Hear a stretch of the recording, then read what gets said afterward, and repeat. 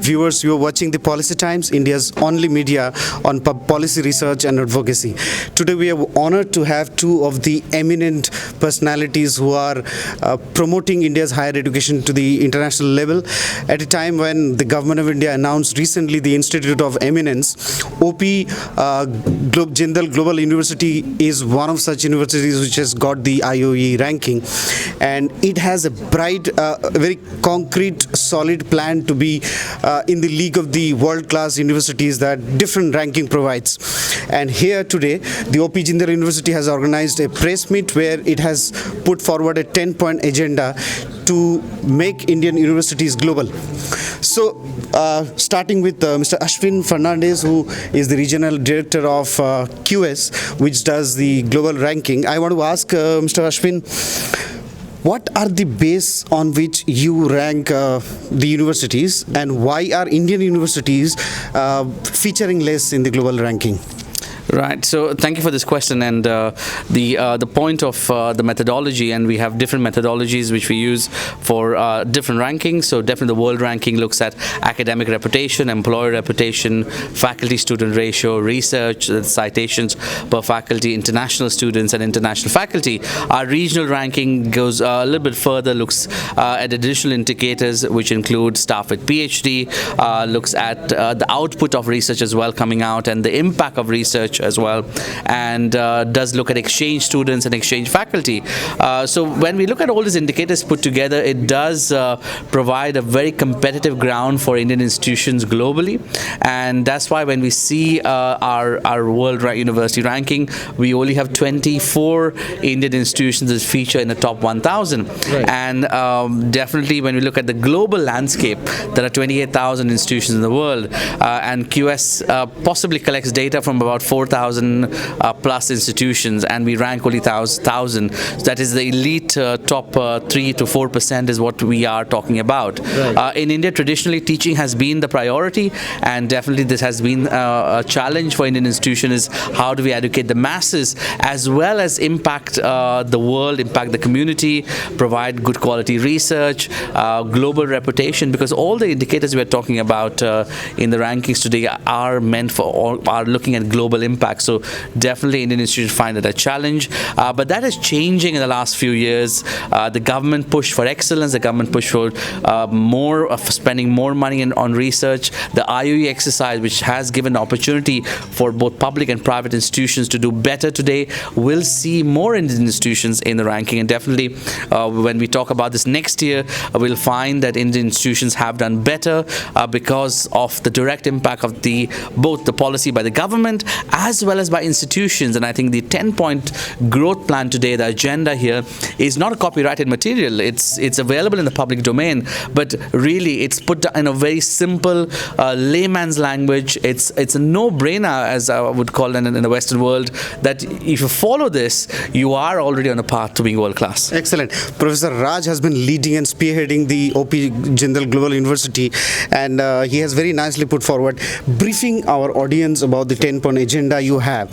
How is the OP Jindal University planning to go global in terms of implementing this, and also mapping a roadmap for to be a role model for the Indian universities? Thank you very much for this question, and thank you for your participation, interest in this issue. The reason for even coming up with this 10-point growth and reform plan for Indian universities is part of our effort to promote a public service agenda. We were started in a very modest manner with only, say, 10 faculty members and 100 students a decade ago.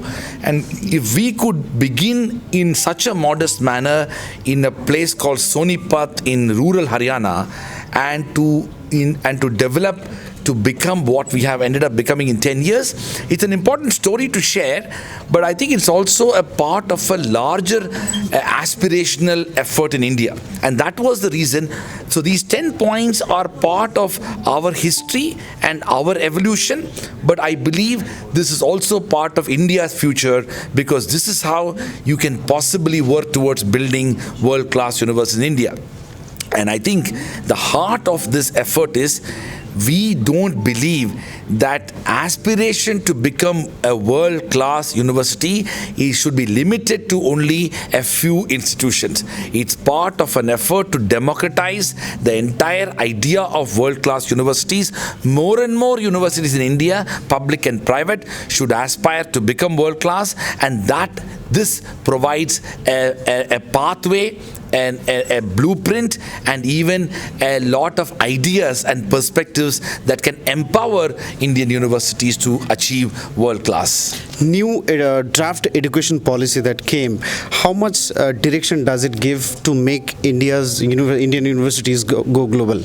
I think there are several aspects of the new education policy which puts the government's agenda for reform at the heart and center of it. One of the most important dimensions of the new education policy is it has actually recognized the aspirational agenda of Indian universities. It has recognized the importance of internationalization. It has also recognized the importance of benchmarking and rankings and all of that. I'm definitely sanguine about the future of the new education policy and its implementation. But what I would definitely like to say is that in our country, it's far more easier to formulate a policy. It is much more difficult to implement one.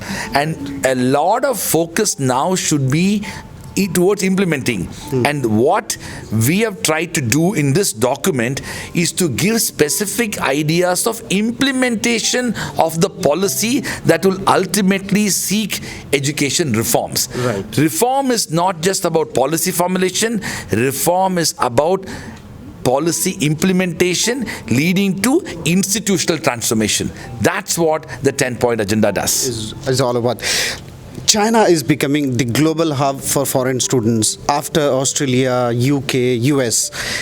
How can India attract international students given this ranking process that you have? What are the policy suggestions you would have to the government to make India a global hub for foreign students? Well, I think already there is a great push for the government for study in India. We have already Indian institutions like OP Jindal, like the best technology institutes, IITs are already highly ranked. Recent plans by IIT to even set up an examination center in San Francisco is commendable because they would like to have more international students. But what goes beyond the whole setup here is the civic infrastructure.